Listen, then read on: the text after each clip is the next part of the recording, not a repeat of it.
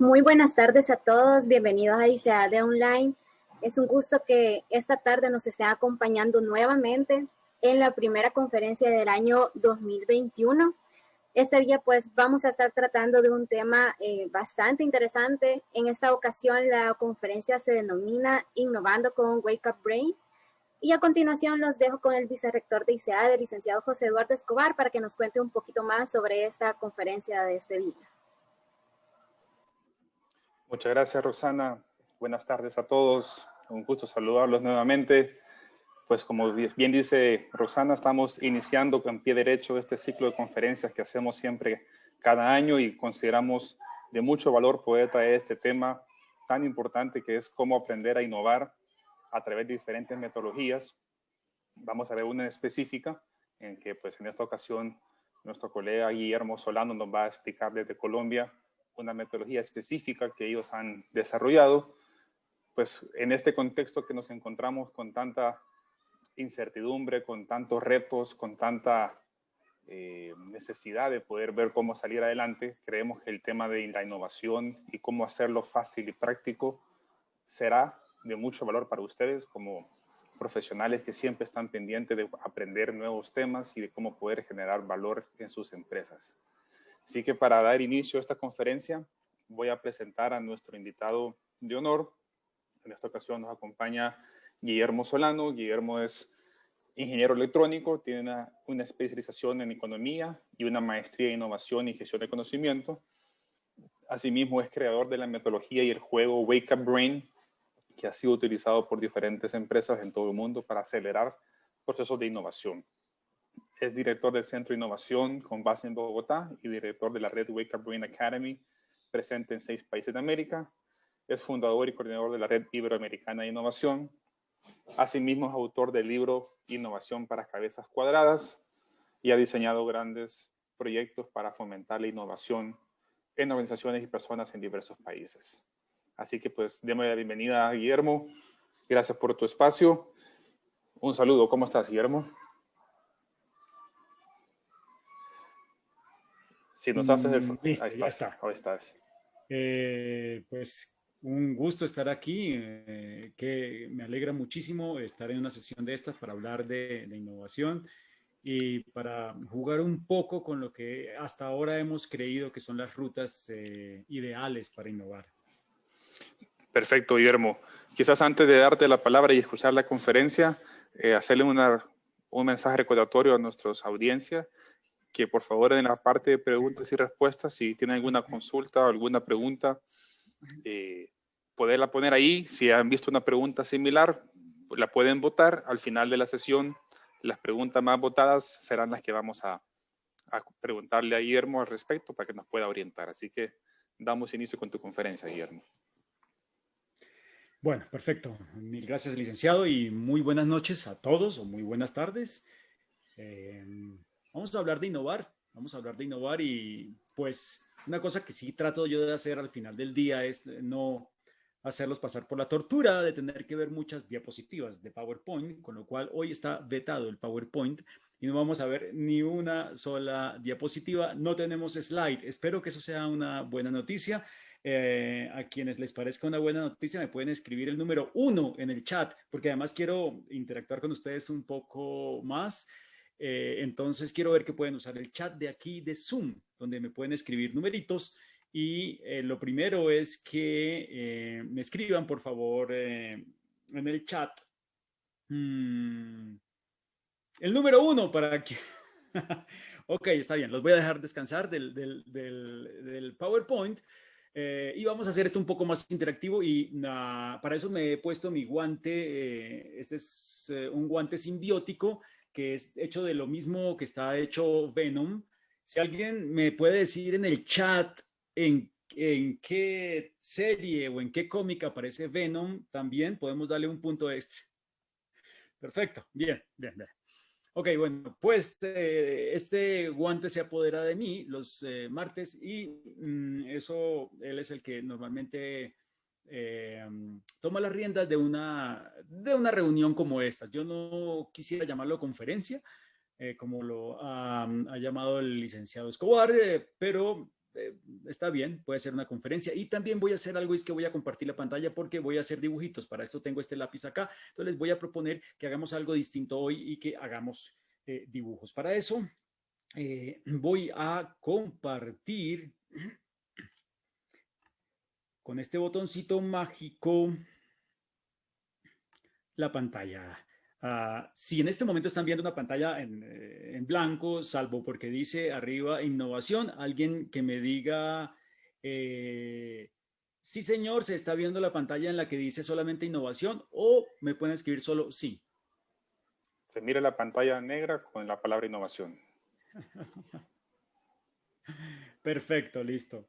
Sí se ve en negro. Sí, pantalla negra y se lee innovación. Vamos a utilizar pantalla negra si les parece bien. No es que yo quiera darme las de innovador, sino que me parece más descansado para mí, para ver la pantalla todo el día. La pongo en negro y me parece que está bien el cambio, ¿no? Entonces vamos a hablar de innovación hoy. Efectivamente, supongo que muchos de ustedes están trabajando en temas de innovación. La innovación, pues es, digamos que hace muchos años una palabra muy utilizada. Todos queremos ser innovadores, todos somos innovadores, ¿de acuerdo? Pero cuando nosotros hace una buena cantidad de años empezamos a trabajar con innovación en las organizaciones, encontramos con que eso resultó no ser tan fácil como nosotros creíamos. La innovación era supuestamente un cohete que nos iba a llevar muy lejos, ¿cierto? Era algo que iba a arrancar muy fuerte. Y pues no, realmente el cohete no arrancaba del todo, ¿no? Parecían esas pruebas fallidas de SpaceX que a veces no arranca del todo bien. Y decíamos, no, realmente termina ni siquiera siendo un cohete, termina siendo un pequeño auto, ¿cierto? Y al final termina siendo un camioncito, ¿cierto? Que lleva muchas cosas y anda bastante lento.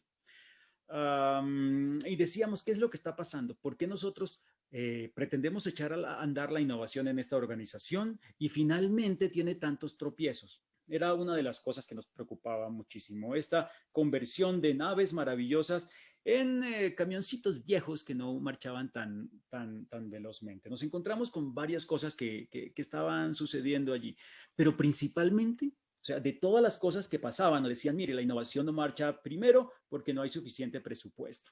Segundo, porque la organización es muy jerárquica y entonces tenemos diferentes procesos de aprobación, etcétera. Nos decían también, es que no es el momento, entonces en este momento, pues no era el tiempo perfecto, etcétera. Una cantidad de cosas, pero lo cierto es que al final entendimos que eran las personas el factor que no dejaba que la innovación funcionara como nosotros habíamos planeado desde el principio. Y dijimos, entonces, esa es la solución, eliminemos a las personas. Sin personas, la innovación funciona perfectamente. Entonces, eso es lo primero que les quiero dejar hoy de mensaje. En lo posible, traten de innovar sin personas. Ahora, si les pasa como a mí, que todavía no he logrado encontrar en ningún sitio donde podamos innovar sin personas, sigamos adelante analizando qué es lo que pasa. ¿Por qué las personas resultan siendo un problema, un tropiezo, una barrera para innovar? Pues tiene que ver con la naturaleza, la misma naturaleza humana. Las personas, cualquiera de nosotros, tiene algo que nos frena bastante y que podríamos llamar miedo, ¿cierto? Entonces el problema principal que a veces enfrentamos es que hay algo que nos asusta mucho y que eso no nos deja innovar. ¿Cómo así que no nos deja innovar el miedo? Pues no nos deja innovar el miedo, pero el problema es que ni siquiera es tan evidente y no es siempre fácil de identificar. Entonces vamos a identificar cuáles aspectos del miedo son los que nos presentan un reto grande aquí a la hora de innovar. Una cosa tiene que ver con la autoestima, es decir, yo tengo yo como persona, ¿cierto? Tengo un ego, ¿verdad? Vivo del ego. O sea, el día que se me cae mi autoestima, pues tengo una crisis. Entonces yo necesito estar feliz, sonriendo y creer en las cosas que yo hago. De manera que cuando yo me enfrento a la posibilidad de tener una situación en la que mi imagen se vea afectada, pues trato de huir. Eso me da miedo. ¿Qué quiere decir esto? En las organizaciones, las personas, sobre todo las que tienen cargos altos, cuando se meten al tema de innovación, sienten que si la situación no funciona como está planeada, probablemente su posición allí se vea afectada y la imagen frente al resto del equipo se deteriore. En otras palabras, el señor que dice, ok, vamos entonces a innovar, vamos a cambiar todo nuestro sistema de distribución, está poniendo en juego su imagen. Y eso hace que lo piense muy bien, porque un error puede hacer que su jefe diga, oye, no me gusta la forma como tú estás trabajando. Todos interiormente le huimos a la posibilidad de enfrentarnos a la situación en la que yo me equivoqué. Es completamente natural, no nos gusta, de manera que eso nos produce miedo. El fallar en general nos produce miedo, porque el fallar significa dolor, ¿cierto? Entonces al dolor le tenemos miedo. Cuando usted le tenía esperanzas a algo, cuando usted le había apostado al equipo de su corazón, cuando usted le había apostado a una relación en la que creía que iba a poder tener retribución y resulta que todo salió mal, ese es un dolor que uno no quiere repetir. Cuando uno le pone innovación, la innovación tiene un componente altísimo de emoción. Eso quiere decir que nosotros estamos jugando con nuestro corazoncito aquí. Este corazoncito nuestro es importante aquí en la innovación. Si ustedes miran lo que dicen los grandes innovadores cuando cuentan sus historias de innovación, dicen, es que yo soñaba con esto, yo siempre soñé desde pequeño hacer esto. Fíjense que muchas de las razones que ellos dan para haber iniciado sus ejercicios de innovación son razones emocionales, son razones de sueños que ellos tenían, de deseos internos, ni siquiera eran análisis juiciosos de mercado. ¿Sí? Fueron corazonadas, fueron intuiciones y se la jugaron completamente a eso. Lean las historias de los que crearon la mayor parte de las empresas que hoy en día conocemos como empresas muy innovadoras y fueron gente fanática de hacer una apuesta a muerte por algo en lo que creían con su corazón más que con su cerebro. Entonces la innovación siempre tiene un componente emocional y allí empezamos a fallar porque no entendemos el componente emocional y el componente emocional, el componente del corazoncito, resulta que es más importante que otros componentes. Y cuando nosotros empezamos a trabajar el tema de innovación, ¿qué hacíamos? Utilizábamos herramientas convencionales. Entonces nos decían, hágase un Canvas, ¿cierto? Bueno, o cualquier otro tipo de estas herramientas. Estas herramientas dejan por fuera el corazoncito.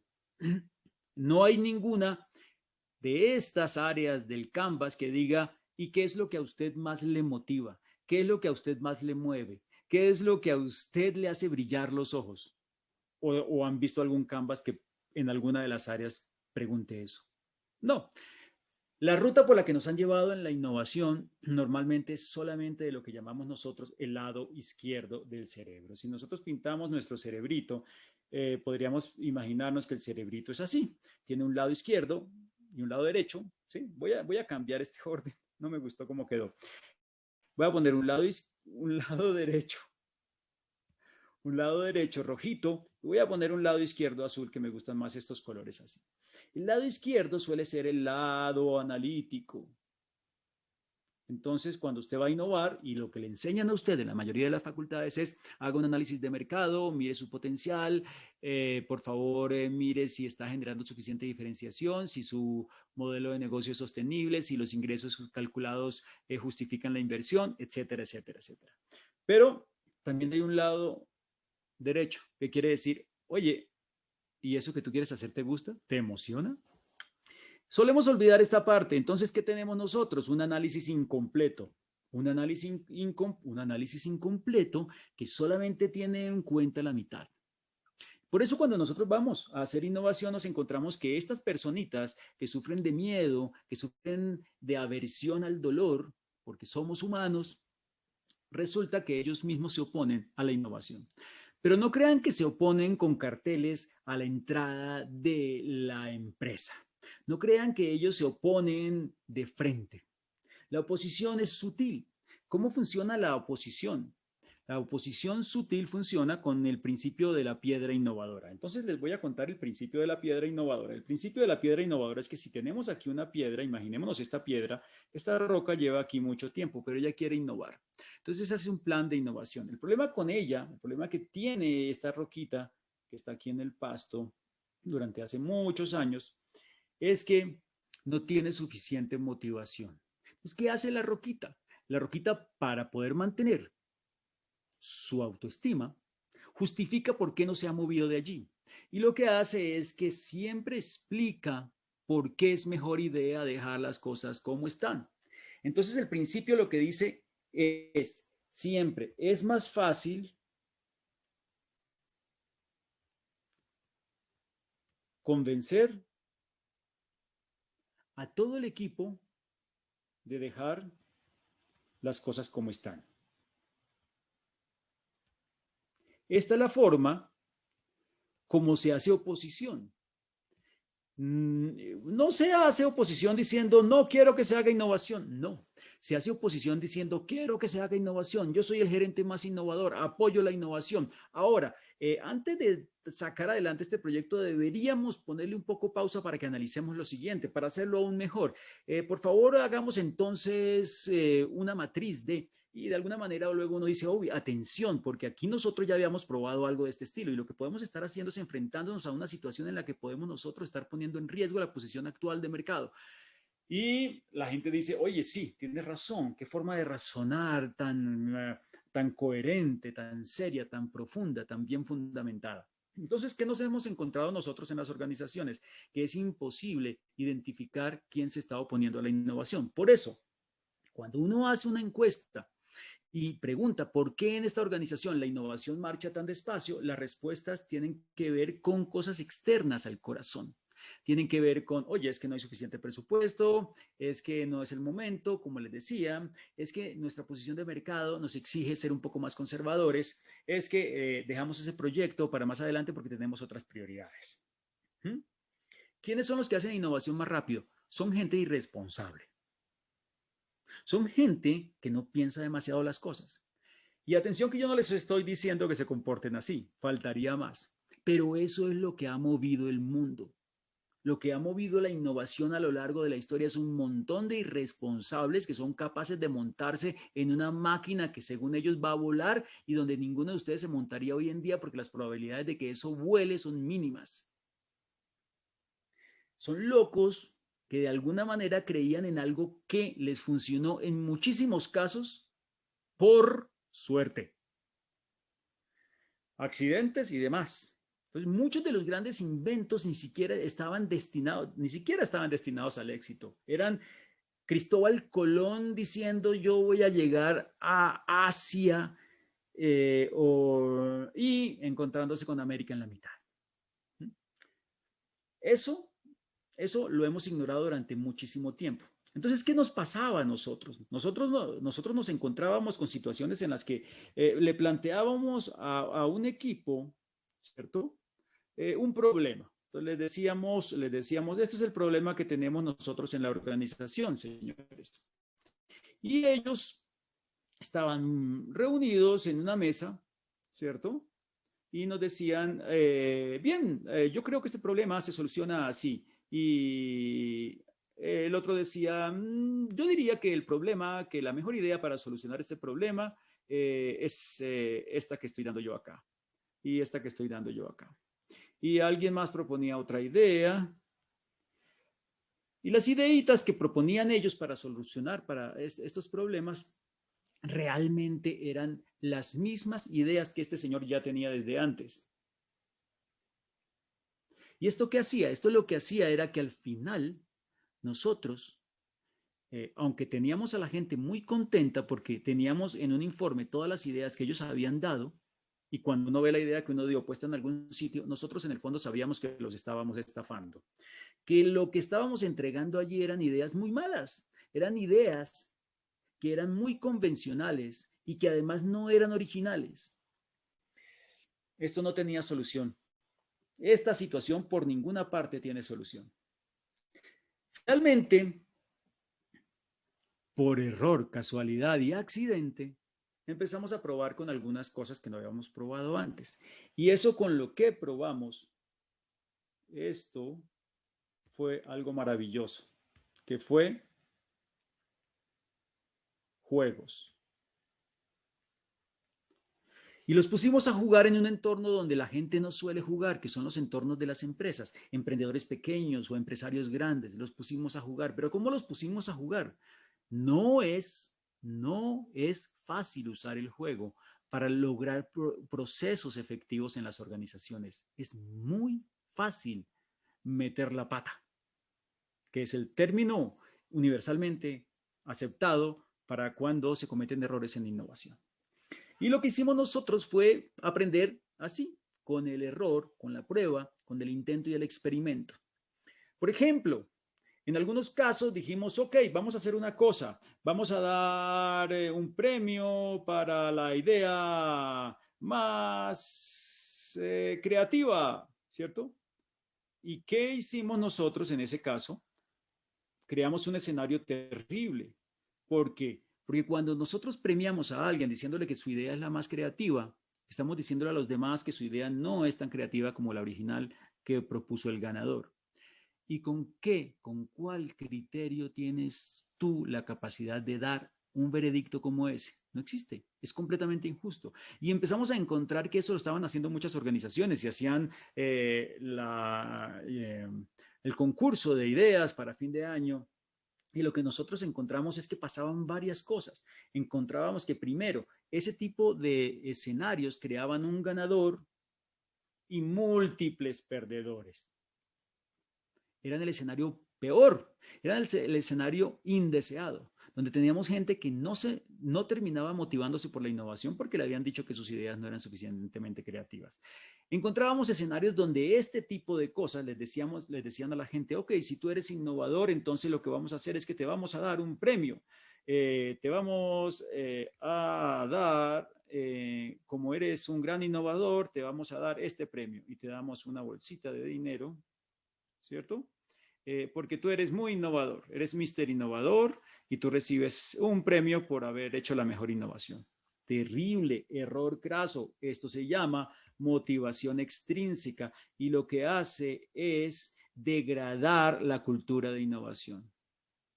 Y estos son solamente algunos de los ejemplos de cómo los juegos pueden ser mal utilizados en escenarios relacionados con la innovación. Pero entonces, ¿cómo se pueden utilizar bien los juegos? ¿Cómo podemos nosotros entender que detrás de esto hay una ciencia a la que le podemos sacar muchísimo provecho? Quiero contarles un pequeño modelo que nosotros empezamos a utilizar en la mitad de todo este proceso. Era un modelo que había creado un señor por allá en los 70 que se llama Richard Bartlett, un inglés que vivía en el mundo de los juegos. Y él decía, hagamos una cosa, organicemos unos ejes donde podamos definir los jugadores.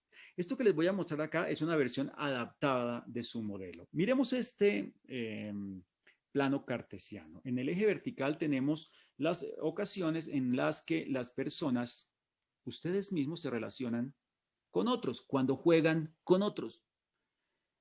Quiero que por favor me escriban en el chat, para yo poder utilizar los ejemplos que me escriban, quiero que me escriban qué juegos suelen utilizar ustedes.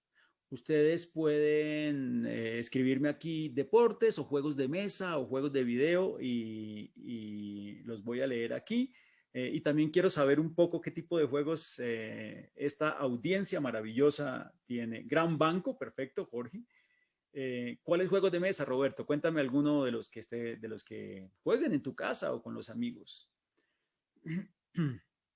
Claro, José Eduardo es experto en uno, que además es fácil de llevar a cualquier paseo. El bingo, por supuesto. Julie juega ajedrez, maravilloso, maravilloso, que requiere un montón de estrategia. Guillermo Tobar también, Gran Banco. Parece que tenemos bingo, sudoku, dice Rocío, Monopoly. Verónica es experta en damas. Veamos otro par por acá, a ver qué me cuentan de qué otros juegos. Monopoly, por supuesto, dominó, Magic, billar, Elena, vaya, vaya, vaya. Pictionary, Brain, Rosa, excelente, excelente. Pictionary, muchas gracias por los aportes. Dominó, Gustavo. Ok, perfecto, listo. Vamos a leer hasta allí. Y fíjense ustedes que muchos de estos juegos se juegan, necesitamos de otras personas para jugarlos, ¿cierto?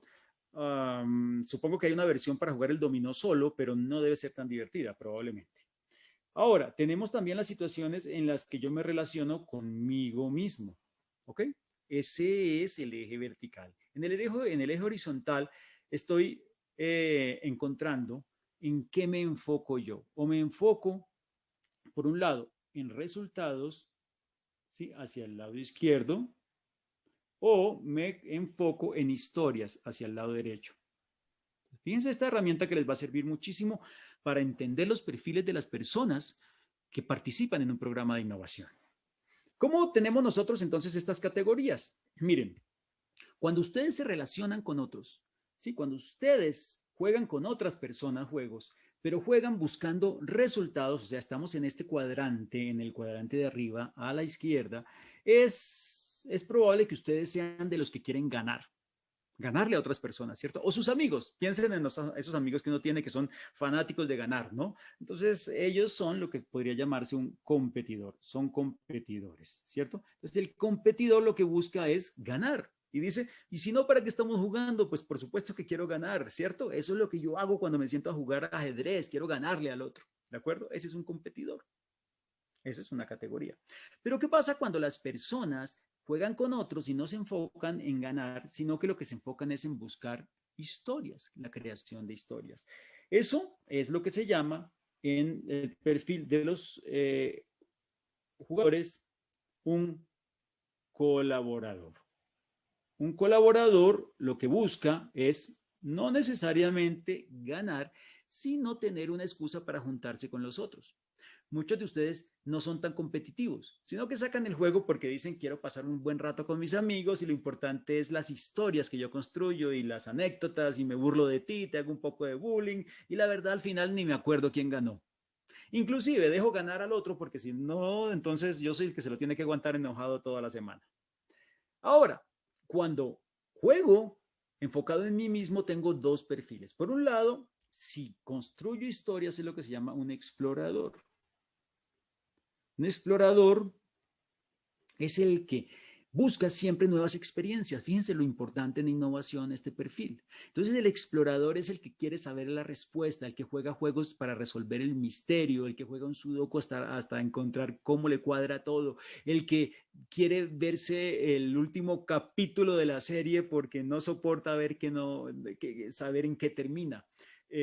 Los exploradores son los que quieren pasar en los juegos de video al siguiente nivel porque sabe que en el siguiente nivel hay cosas maravillosas y quiere explorar esos nuevos mundos, ¿de acuerdo? Hay muchísimos juegos para explorador, pero la persona también cuando juega con él mismo, enfocado en resultados, es lo que se llama un escalador. Un escalador es el que busca superarse, pero superarse a él mismo. Fíjense, por ejemplo, los deportistas que dicen, oye, llevo una semana, estoy corriendo, ya he corrido 2,5 kilómetros y quiero vencer mi propio récord, quiero correr 3 kilómetros. Y siempre se están superando, ¿de acuerdo? Entonces, son los que quieren superar su última marca en Tetris o en cualquier juego que ustedes estén jugando, Candy Crush y demás, en su celular. Nosotros utilizamos esta base para entender que los perfiles de las personas son distintas, pero que todos somos jugadores en la vida real y que en los ejercicios de innovación necesitamos, por un lado, entender a los demás, porque la innovación parte de procesos en los que yo encuentro un insight profundo en el usuario final, ¿cierto? Pero le construyo historias a él de las cuales él se tiene que enamorar. Entonces, un usuario me compra el producto porque encuentra una historia para él y tengo que tener esa capacidad de construir historias para él. Pero necesito tener esa capacidad de medirme a mí mismo que arranca por entender cuál es mi posición, cómo exploro yo y no me da miedo encontrar alternativas nuevas y cómo soy suficientemente creativo y cómo optimizo lo que estoy haciendo. En un proceso de innovación nosotros pasamos por todas estas etapas. Entendiendo todo esto, dijimos, oye, aquí hay cosas poderosas. ¿Y qué hicimos? Les hicimos trampa. A estos señores de esta sala maravillosa les hicimos trampa. Y resultaron haciendo unos juegos increíbles y generando unas ideas realmente sorprendentes. O sea, esta gente que al principio no era tan creativa, que al principio daba ideas bastante tradicionales y convencionales, resultó que al final eran los más creativos de todos y nos ofrecían unas soluciones geniales. ¿Por qué lo logramos hacer? ¿Cómo lo pudimos hacer? Utilizando cosas que ustedes ya encuentran en este cuadrante. Los pusimos a competir, pero entonces no los poníamos a competir el uno contra el otro, los poníamos a competir en equipos. Entonces, ¿qué hacíamos? Lo que hacíamos con eso era juntar la parte de colaborador con la parte de competidor. Y les decíamos, pero además tienen que generar cosas que nadie ha visto nunca y les despertábamos la capacidad de explorador. Y les decíamos además, pero tienen que superar la meta de lo que estamos haciendo hoy en día y les despertábamos su capacidad de escalador. Y con instrucciones tan sencillas como decirles, vamos a hacer una cosa.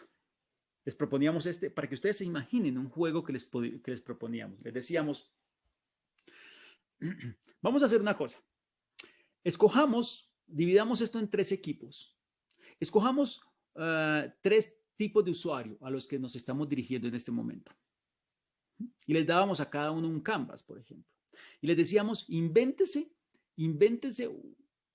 para su usuario una propuesta que los otros equipos no sean capaces de adivinar cuál es la que usted se está proponiendo, pero que tiene que funcionar. ¿Sí? Y luego hacíamos una competencia para ver cuál lograba adivinar la propuesta del otro.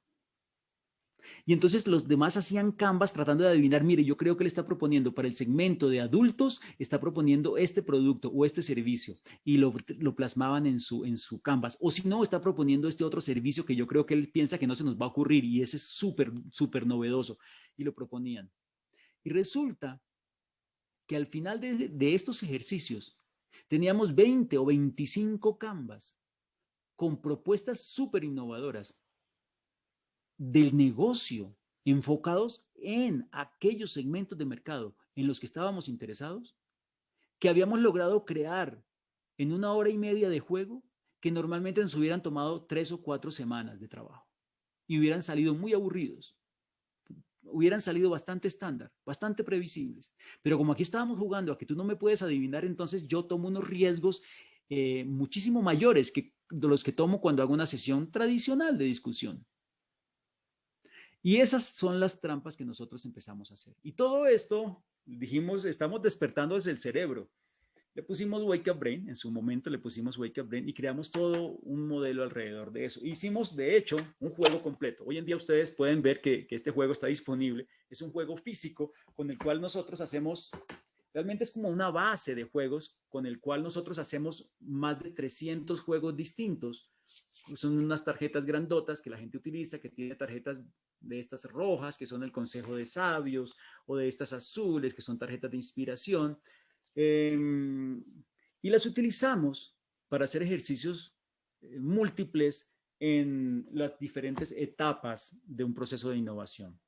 Lo que nosotros llamamos macros en estos procesos de innovación es un design thinking. Y resulta que macros quiere decir que lo primero que uno hace es definir un marco en el que quiere innovar.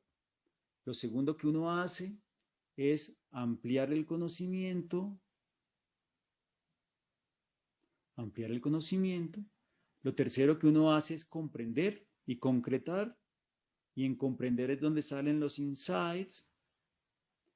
Y luego viene reimaginar y reinventar toda la propuesta.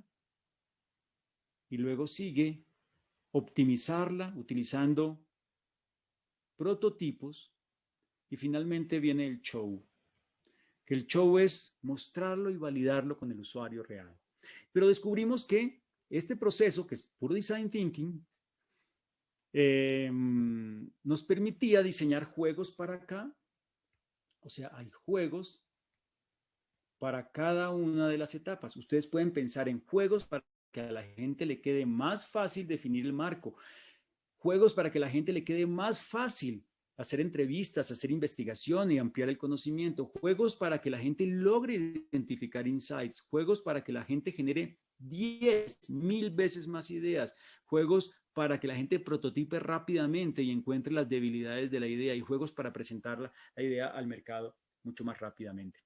Pues todo esto es una nueva ruta que yo les invito a que ustedes empiecen a explorar, donde empezamos a hablar de innovación y no quise decirles los conceptos tradicionales de innovación y decirles, mire, podemos hablar de innovación de diferentes tipos, podemos hablar de innovación incremental, de innovación abierta, de innovación radical, y para eso necesitamos definir unos procesos de innovación y unos encargados de innovación y un sistema de innovación y unos...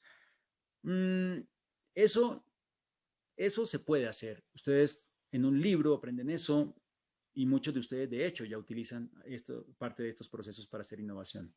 Pero lo que nos pasa una y otra vez,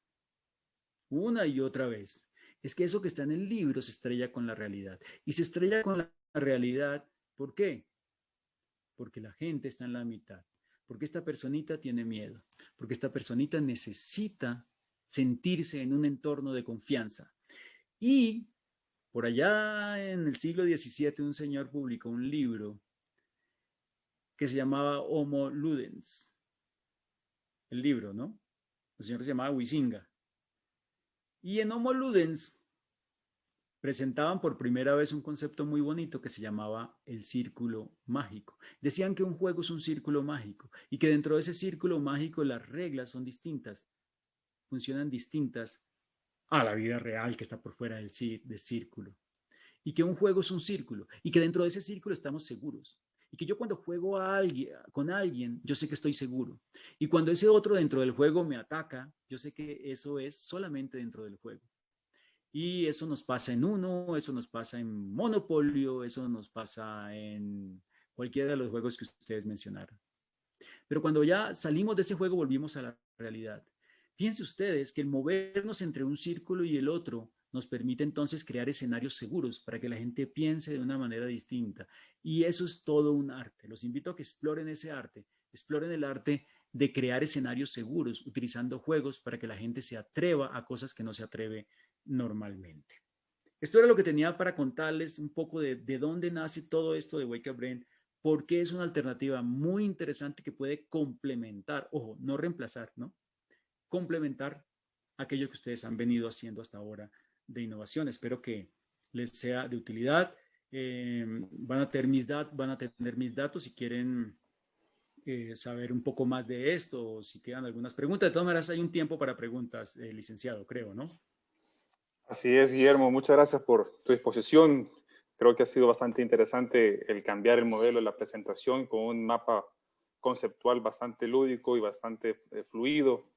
Acabo de hacer unas par de consultas ahí al chat por si hay alguien que tiene preguntas, pero mientras escriben y si hay alguna duda, a mí me viene a la mente, al oírte hablar me parecía interesante cómo has generado un ambiente de confianza para que la gente pueda innovar, ¿verdad? Y es a través de conectar con el lado emocional también de las personas y generar ese ámbito de confianza. ¿Cuáles serán, según tu experiencia, Guillermo, en todos los proyectos que has logrado implementar a la fecha, aquellos impulsadores que permiten que sí la gente genere buenas propuestas de innovación? O sea, en vez de pensar lo negativo, tratemos de pensar qué es lo que sí me ayuda a mí a innovar. Les doy cinco elementos muy sencillos. El primero, los objetivos emocionantes. Cuando yo miro cuáles son los objetivos de innovación, están mal diseñados en la mayoría de las organizaciones.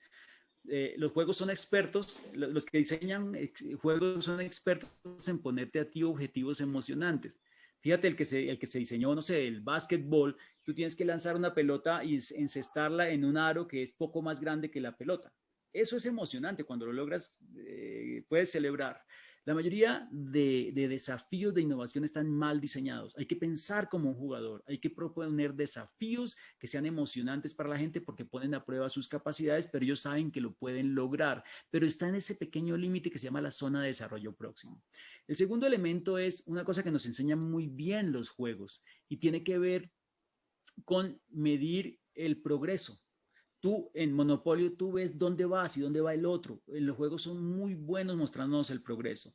En la vida real, los proyectos de innovación no son buenos mostrando el progreso. Normalmente tenemos un cronograma de ejecución, que eso es lo peor que existe, porque se vuelve, en vez de emocionarnos por el progreso, se vuelve en una camisa de fuerza que nos estresa porque no lo vamos cumpliendo. Somos muy malos. Hay que aprenderle a los diseñadores de juegos. El tercer elemento tiene que ver con romper lo que llamamos romper el celofán. Es decir, muchos de los nuevos comportamientos tú tienes aversión a ellos porque no lo has intentado ni una sola vez.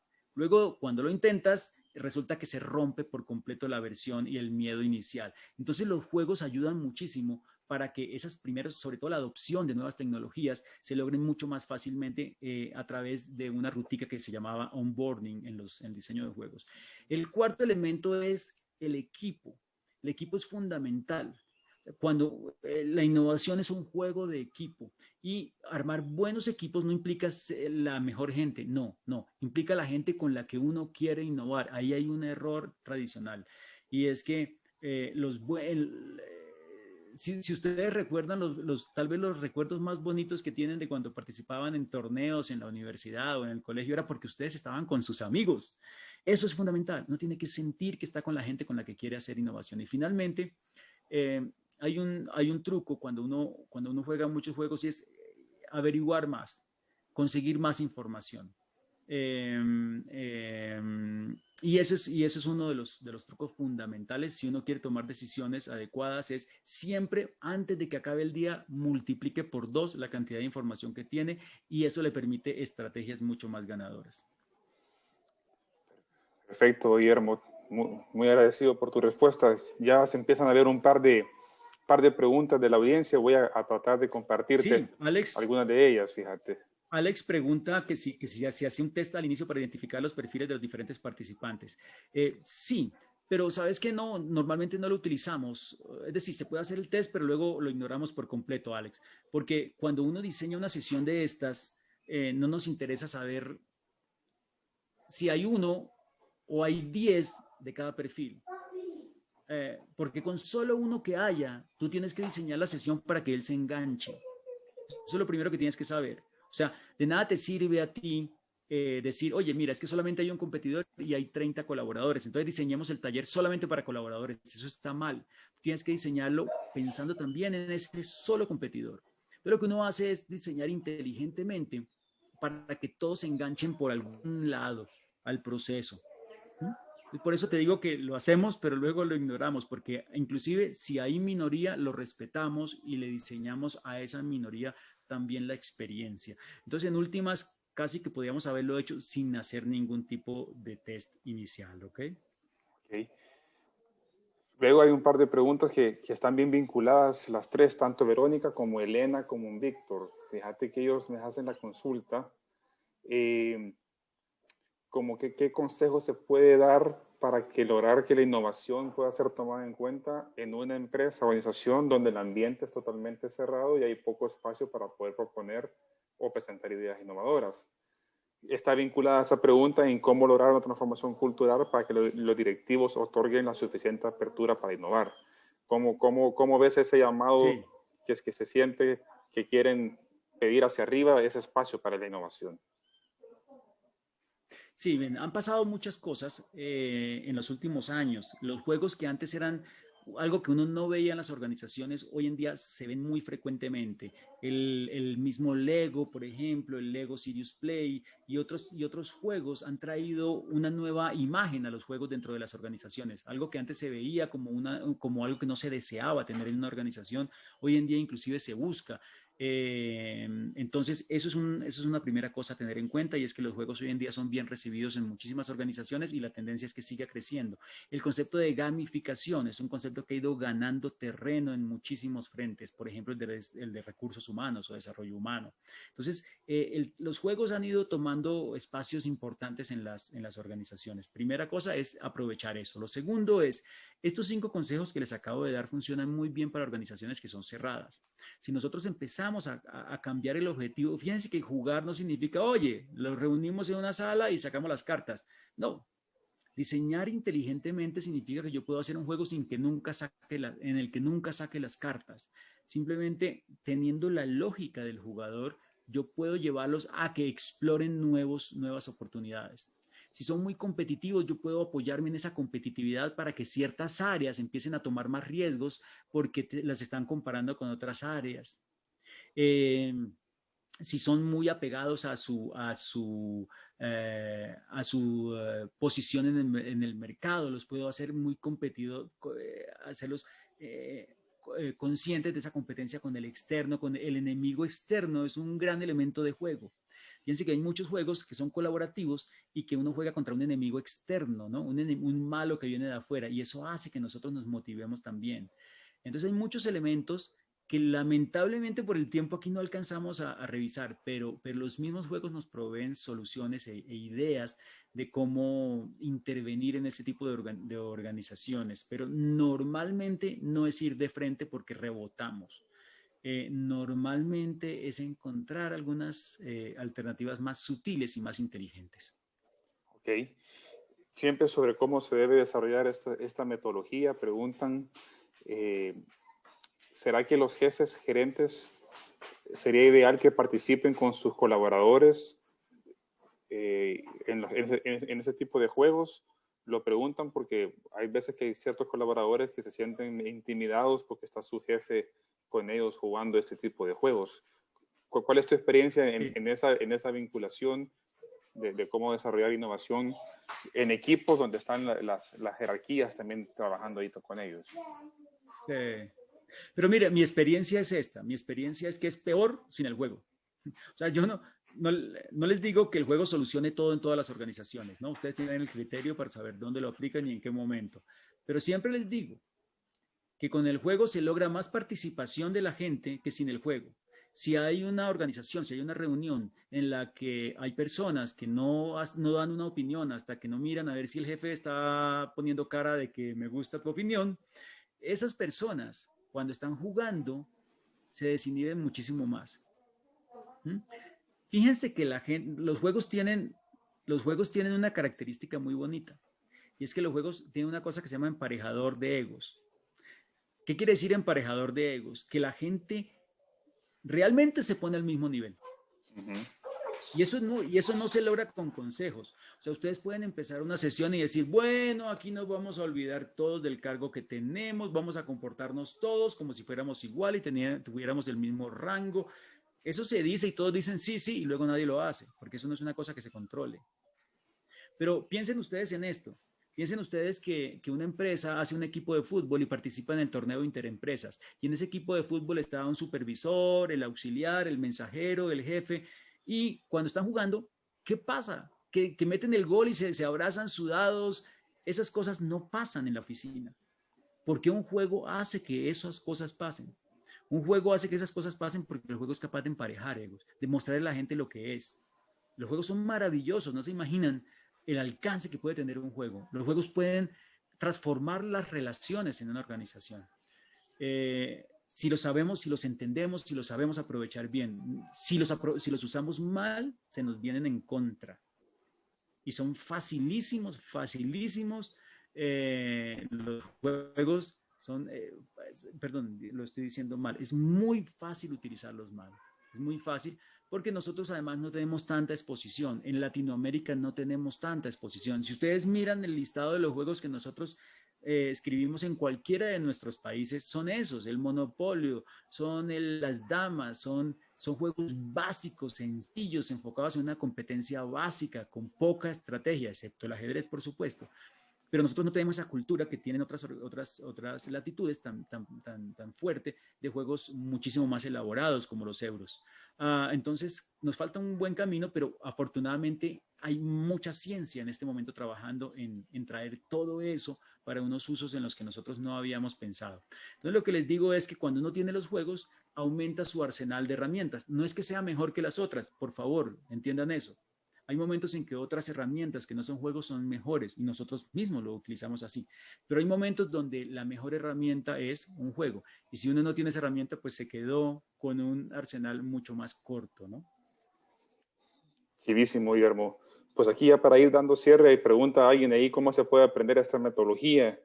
Y quizás quería pues compartirle a toda la audiencia que aparte de generar esta conferencia, hemos logrado articular un curso que nos va a estar apoyando Guillermo en el próximo mes de abril. Próximamente le estaremos compartiendo a todos los que se inscribieron ya el día de mañana la información. Es un curso para aprender a acelerar la innovación en las empresas, acelerando la innovación en las empresas, ocupando la metodología de Wake Up Brain. Así que a todos ustedes que le han llamado la atención la presentación de Guillermo, la exposición, entender cómo podemos aplicar juegos para generar innovación, para generar ambientes de confianza y romper esos paradigmas de que no se puede innovar porque estamos en un lugar cerrado, pues tenemos esa oportunidad de un curso de 15 horas que va a ser el primer proyecto que trabajamos con el equipo de Guillermo. No sé si quieras complementar algo al respecto. Pues estoy muy feliz de que esto vaya a pasar con el ICEADE. Pues habíamos hablado en ocasiones anteriores de poder darle forma a esta certificación. Es una certificación enfocada en el uso en negocios de las herramientas Wake Up Brain, es decir, está muy enfocada en el tema de innovación, o sea que es muy importante para todos aquellos que o trabajan en organizaciones donde la innovación es importante o en áreas donde la innovación es importante o son emprendedores o empresarios que necesitan competir en mercados de alta competencia y por lo tanto la innovación es importante para ellos, o son personas que necesitan enseñar o apoyar procesos de innovación, por ejemplo, consultores o docentes. Entonces, ese va a ser el foco que vamos a tener aquí. Vamos a jugar bastante con el juego, pero vamos a entender lo que hay detrás. Y eso es importante porque yo creo que ustedes han escuchado muchos ejemplos de casos mal utilizados de juegos en organizaciones donde ya luego dicen, ya no quiero saber más de esto, es una pérdida de tiempo. Entonces, hay que tener cierta responsabilidad a la hora de diseñar esto y utilizarlo como herramienta realmente efectiva en procesos de innovación. Perfecto, te agradezco, Guillermo. Pues a todas nuestras audiencias, pues agradecerles por el espacio. Qué bueno reencontrarnos nuevamente. Escuché o más bien leí varios nombres de colegas, graduados, alumnos, nuestra comunidad académica siempre bastante interesada en aprender, más cuando vemos contenidos de valor como el que nos presenta Guillermo. Agradecerte por tu espacio y próximamente estén pendientes que ya a partir de mañana les mandamos la información por correo. Cualquier consulta al respecto nos contactan y vamos a poderles apoyar. Esperemos que se encuentren todos muy bien de salud y les agradecemos su atención. Pasen buenas tardes a todos.